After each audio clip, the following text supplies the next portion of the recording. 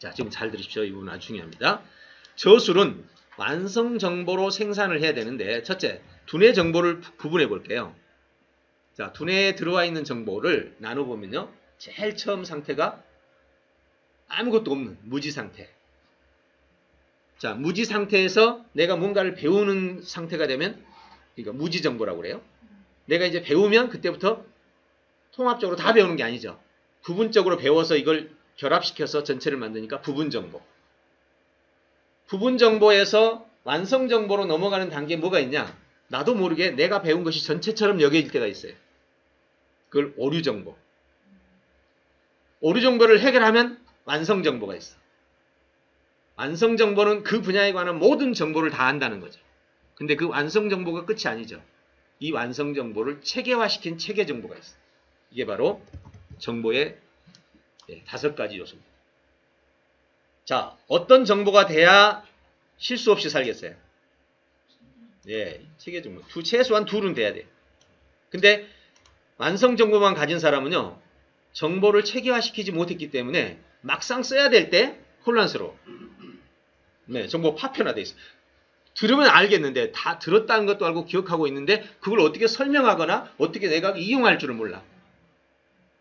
근데 체계 정보는 완성된 정보로서의 체계화를 이루고 있기 때문에 이용 가능한 정보가 되는 거예요. 그래서 무지 정보는 해당 분야에 대해서 전혀 모르는 거, 부분 정보는 일부만 아는 거, 오류 정보는 팩트나 누락이나 관계에 대해서 잘못 아는 거, 완성 정보는 모두 아는 거, 체계 정보는 완성 정보를 체계적으로 아는 거. 이게 바로 인간의 머릿속에서 형성된 정보예요. 나는 어디쯤 있는지 잘 생각해 보세요. 그렇죠? 내 분야에 대해서, 내가 아는 전문 분야에 대해서, 지금 자기 전문 분야를 얘기합니다. 자기 전문 분야에서 나는 어디쯤일까? 만약에 이쯤 있으면요, 이 사람은 하는 일마다 실패합니다. 한번 주변 돌아보세요. 실패 자주 하는 사람들은 이 안에 어딘가에 섞여 있어요. 이런 사람들은 사업을 안 해야 돼요. 남 시키는 것만 해야 돼요. 여기에 있는 사람이 시킨 대로 하면 실패가 별로 없어요.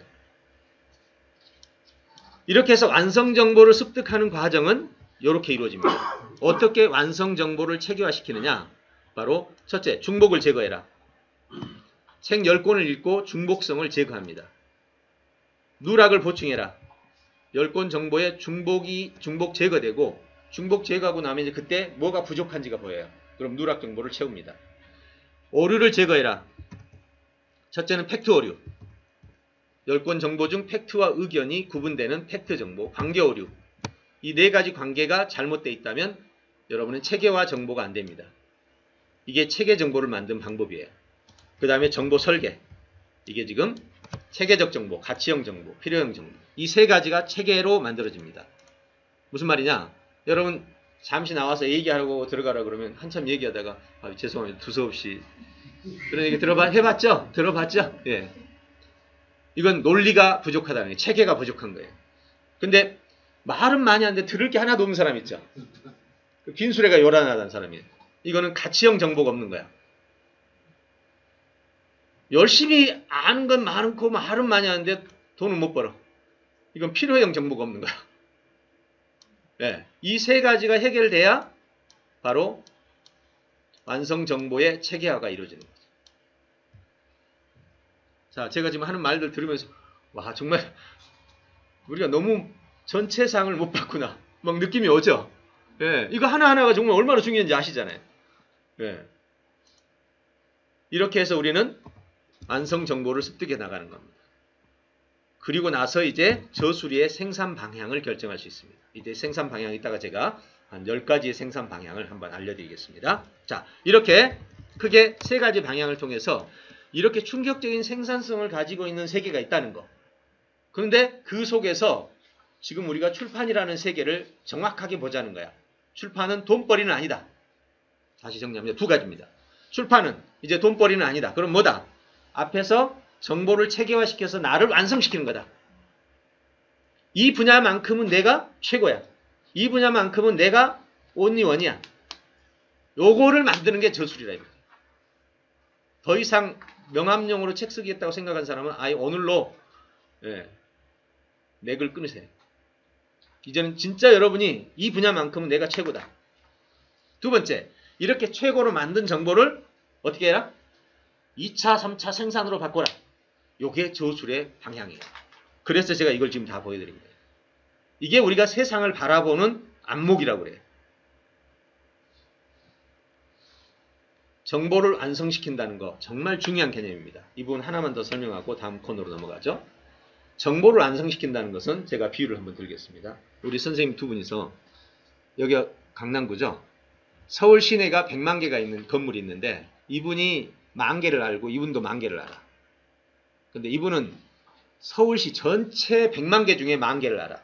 그러니까 종로구도 1개 알고 저기도 알고 이렇게 10,000개가 흩어져 있어. 이분은 강남구는 10,000개 전체를 알아. 하나도 빠짐없이. 자, 누가 돈을 벌까요? 시작. 예, 이분이 돈을 벌어요. 이분은 하는 일마다 이제 실패. 그죠? 문제에 쌓이는 거예요. 왜? 건물을 가지고 하는 일이란 게 부동산 업무라든지 뭐 건물 관련 업무일 거 아니에요. 그런 일을 하는데 결국은 부분 정보들로 인해서 또 누락된 정보들로 인해서 또는 관계망이 없는 정보로 인해서 하는 일마다 다 어려움을 겪게 돼요. 그렇지만 이분은 강남구 안에서만큼 돈을 벌어. 다음 구로 넘어가면 못해. 그렇지만 전문성이라는 건 내 안에서 벌어야 되잖아요. 이걸 완성정보라고 그래요. 그럼 책을 쓸 때 어떻게 하면 돼요? 바로 완성정보를 만들어서 자기 자신을 완성된 정보의 채로 바꿔주는 거. 이게 바로 저술의 방향인 거예요. 자, 이렇게 해서 생산형 인간으로 사는 길을 한번 잠시 살펴봤습니다. 자, 어때요? 머릿속에 그림이 생기죠? 예, 이 세상에 놀라운 생산의 질서를 한번 보여줬습니다. 그리고 그 생산의 질서 속에서 이제 우리는 어디로 가야 될 것이냐? 아, 책을 써야 된다 이거예요. 근데 책 쓰기의 방향은 두 가지다. 첫째, 자신을 완성시켜라. 예, 정보체, 완성된 정보체, 체계화된 정보체로 완성시켜라. 그리고 이걸 어떻게 해라? 제 2차, 3차 생산으로 바꿔라. 여기가 수익이다. 저는 이것이 되려 다행이라고 생각합니다. 많은 사람이 책을 써낼 수 있는 이 시대에 여러분에게 더 기회가 많이 주어진 그런 시기라고 보는 거죠. 그럼 이제 두 번째, 생산형 책 쓰기는 어떻게 하면 될까 알아보겠습니다.